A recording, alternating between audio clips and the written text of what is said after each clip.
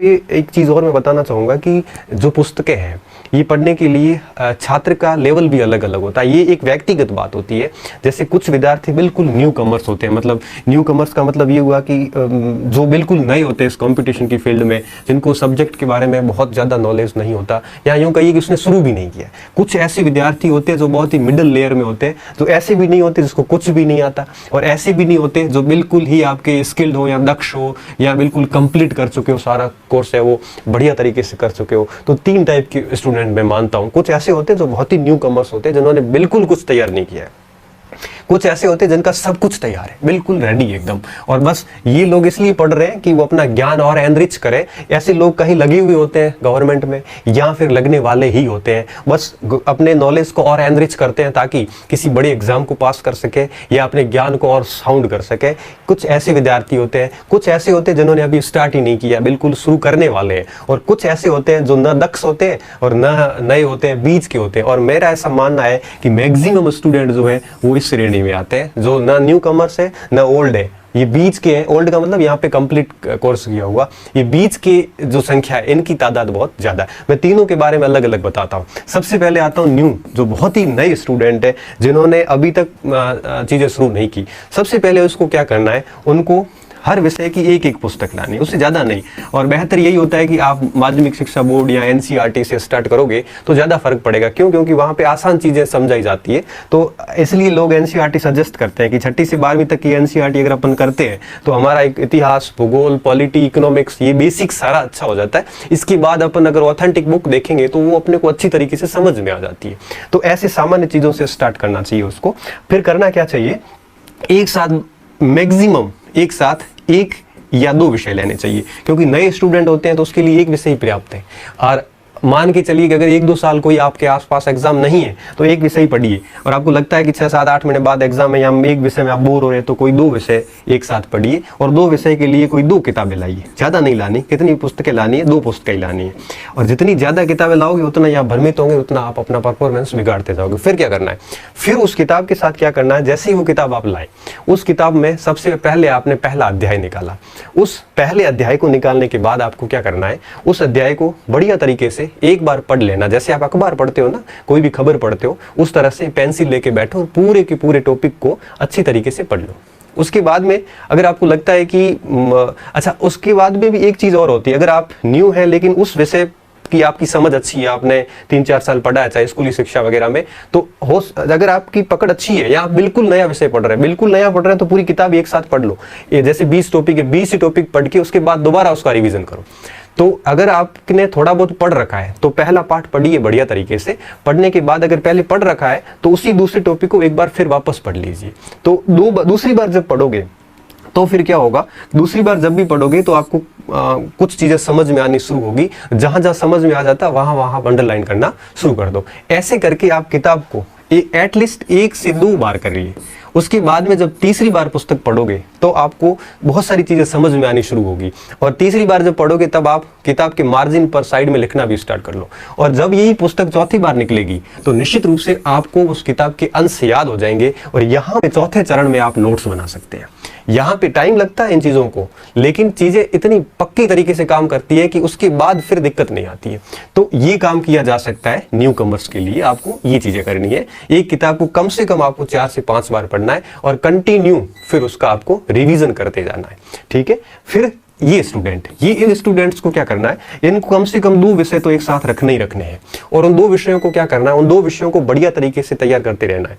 और आप यूं कहिए कि कम से कम आप हर टॉपिक को एक साथ ही 1-2 बार पढ़ लो, और 2-2, 3-3 बार पढ़ने के बाद आगे बढ़ोगे तो फिर आपका जल्दी हो जाएगा। आपका 2 बार मैं इसलिए कह रहा हूं कि आपकी स्थिति इनके जैसी नहीं है। आप पूरी किताब पढ़ो, उससे बजाय आप हर टॉपिक को 2-2 बार कंटिन्यू पढ़ते जाओ और फिर आगे बढ़ो, और फिर तीसरी बार फिर पूरी बुक ही एक साथ पढ़ लो, और चौथी बार उसमें फिर आप सॉर्ट आउट नोट्स कर सकते हैं। और इन लोगों को तो फिर क्या करना, किताब को खाली पढ़ना ही है। और ये जब लोग किताब पढ़ेंगे तो निश्चित रूप से कुछ फैक्ट नए आएंगे, उस फैक्ट को वह देख लेंगे, क्योंकि उनकी इमारत तो तैयार है।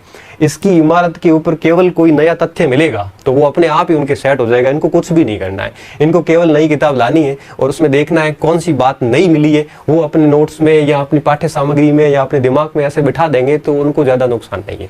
मेन समस्या यहाँ पे आती है, तो आपको क्या करना है, सबसे पहली चीज क्या करनी है, किताब की सामान्य रीडिंग करनी है। सामान्य रीडिंग का मतलब एक प्रकार से फोरा फोरा उसके ऊपर से अध्ययन करना है। रीडिंग करने के बाद में उन चीजों की स्टडी करनी है। स्टडी का मतलब होता है थोड़ा सा समझना टॉपिक को। जैसे मैं आपको एक एनसीईआरटी की क्लास से कंटिन्यू पढ़ा रहा हूँ, आप देखना उसमें कि मैंने जब भी कोई टॉपिक लिया है तो उस टॉपिक को, उस जो हेडिंग है उस हेडिंग को मैं आपको समझा रहा हूँ, मैं रीडिंग नहीं करवा रहा हूँ, मैं समझा रहा हूँ, सीधी स्टडी करवा रहा हूँ।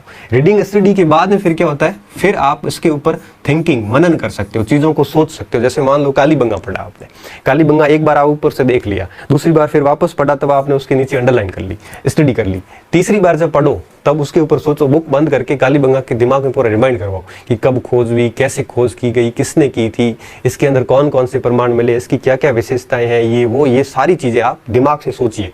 जब आप ये सोचोगे तो बहुत सारी चीजें भूलोगे तो आप वापस चेक कीजिए। ऐसे आप तीसरे स्टेज पे मनन कीजिए। मनन करने के बाद में अगर आपके पास टाइम है तो आप रिटर्न अर्थात नोट्स भी बना सकते हैं। शॉर्ट में नोट्स हमेशा शॉर्ट में होते हैं, शॉर्ट में ऐसे नोट्स बना दो कि उस पुस्तक को वापस ना देखना पड़े।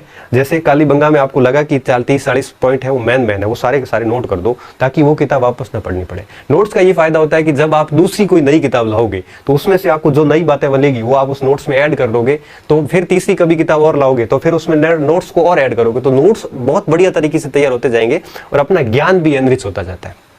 कई स्टूडेंट क्या करते हैं, स्टार्टिंग में नोट्स बनाना स्टार्ट करते हैं। ये सबसे गलत तरीका है। क्यों?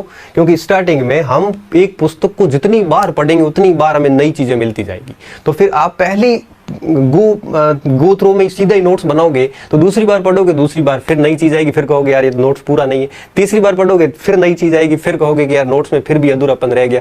इससे बेहतर ये होता है कि कम से कम 2 से 3 बार पढ़िए, रीडिंग कीजिए, उसकी स्टडी कीजिए, फिर उसके ऊपर सोचिए टॉपिक के ऊपर, और सोचने के बाद में फिर उसके नोट्स बनाइए। रीडिंग में टाइम लगता है, स्टडी में काफी टाइम लगता है। जैसे मान लो एक किताब आपने 20 दिन में पूरी पढ़ ली, तो 20 दिन पढ़ने के बाद कम से कम आपको वापस 20 से 30 दिन लगते हैं स्टडी करने में, फिर सोचने में आपको 5-7 दिन भी नहीं लगेंगे। क्यों? क्योंकि जो चीजें आपने अच्छी तरीके से अध्ययन कर लिया। जैसे मैं एक एग्जांपल देता हूं। जैसे आपको मैं कहूं कि आप मेरे बारे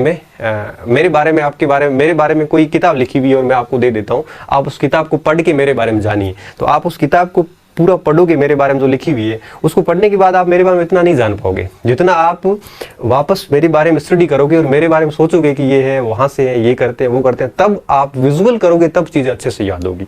और जब रीडिंग और स्टडी होती है तो टाइम लगता है, थिंकिंग में टाइम भी नहीं लगता, और ये चीजें यहाँ पे जो है ये आपके मन मस्तिष्क में सेट हो जाती है। और यहाँ पे अगर हम क्या करते हैं, हम रीडिंग स्टडी तो ठीक है कर लेते हैं, फौरी फौरी पढ़ते जाते हैं, 20-20 बार पढ़ लेते हैं, लेकिन उसके ऊपर बिल्कुल नहीं सोचते। जब तक टॉपिक के ऊपर सोचेंगे नहीं तब तक वो टॉपिक पूर्ण रूप से हमारे को फल देने वाला नहीं है।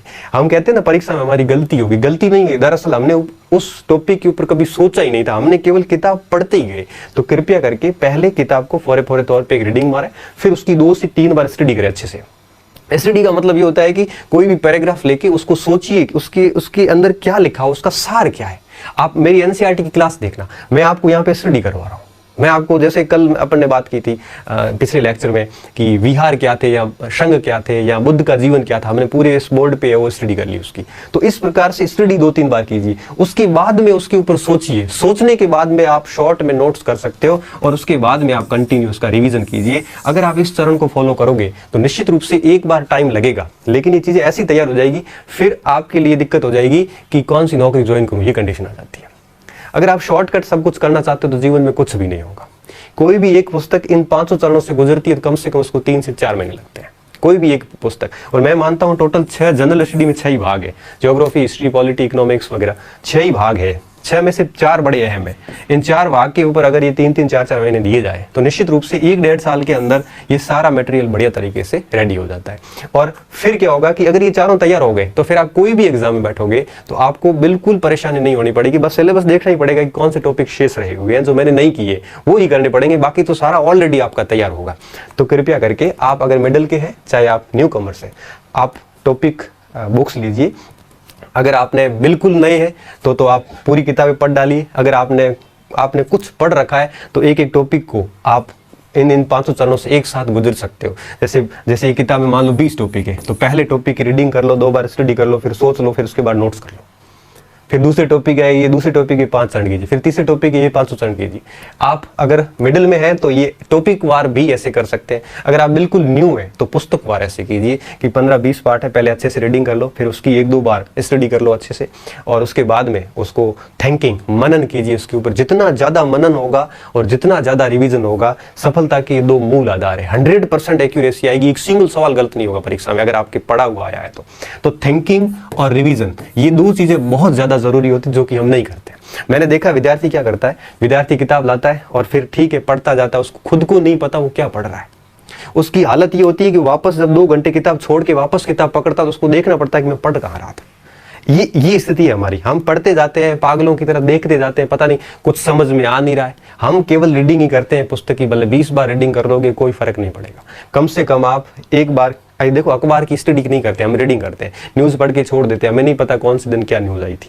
तो कम से कम किताब की जब रीडिंग हो जाती है तो एक परिचय हो जाता है। जब स्टडी करते हैं तब उसके बारे में हमें बहुत सारी चीज़ें गहराई से जानने को मिलती है, और जब हम उसके ऊपर सोचते हैं तो वो सारी चीज़ें हमारे मन मस्तिष्क में सेट हो जाती है, और उसके बाद में वो पॉइंट हम नोट कर लेते हैं। तो चौथे 5वें चरण में जाके नोट्स बनते हैं। स्टार्टिंग में ना बनाया, नोट्स नहीं भी बनाते तो भी चलता है, लेकिन नोट्स इसलिए जरूरी होते हैं कि फिर आगे जब दूसरी किताब लाओगे तो पहली किताब छूट जाएगी, और पहली किताब छूटेगी तो फिर उसका थोड़ा सा लॉस ये रहेगा कि बहुत सारी चीज़ें भी मन मस्तिष्क है, ये स्मृतियों की क्षमता, चीज़ों की क्षमता अधिकता के कारण स्मृतियाँ हैं वो धीरे धीरे विलुप्त हो जाती है। विलुप्त क्या कह सकते हैं, विलोपित हो जाती है, तो थोड़ी दिक्कत होती है। तो ये चरण किया जा सकता है, इससे बढ़िया तरीके से काम होगा। तो आज का ये जो विषय था, उम्मीद कर रहा हूँ कि आपके लिए निश्चित रूप से ये फायदेमंद सिद्ध होगा। अंत में निष्कर्षतः कह देता हूँ, कोई भी किताब लाओ उसको कम से कम एक बार उसकी रीडिंग मारो, उसके बाद उसको 1-2 बार वापस पूरी स्टडी करो अच्छे से। आप टॉपिक वार भी ऐसा कर सकते हो।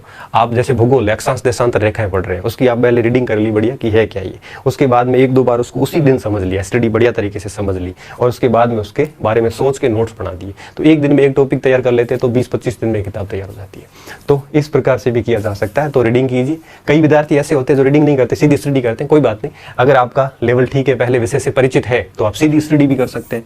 अगर आप बिल्कुल नए हैं तो थोड़ा रीडिंग का ठीक रहता है, क्योंकि आप सीधी स्टडी करोगे तो दिक्कत हो जाती है, क्योंकि एक ही पैराग्राफ में ऐसे फंस जाओगे कि वापस आगे बोर हो जाओगे, किताब छोड़नी पड़ जाती है कई बार। तो रीडिंग कीजिए अच्छे से, फिर उसकी कम से कम 2 बार स्टडी कीजिए, तो 3 बार हो गया। फिर चौथी बार मनन करोगे, चौथी बार सिलेबस हो जाएगा। 5वीं बार जब उस किताब के बारे में नोट्स बनाओगे तो वो किताब 5वीं बार हो जाएगी। फिर 5-7 बार रिवीजन कर लोगे तो किताब 10 से 12 बार हो जाती है। तो फिर उसमें कोई गलती की गुंजाइश नहीं रहती है। तो इस प्रकार से पढ़ना। यहाँ पे किताब से तात्पर्य गाइड से नहीं है, ऑथेंटिक लेखकों से है। तो इस प्रकार से किया जा सकता है। और अंत में चलते चलते बता दूं कि ये कैसे करना है। इसका अगर आपको प्रैक्टिकली डेमो देखना है तो आप मेरी कोई भी एनसीईआरटी की क्लास देख लेना। उसमें मैंने 7-8 लेक्चर लिए हैं टोटल।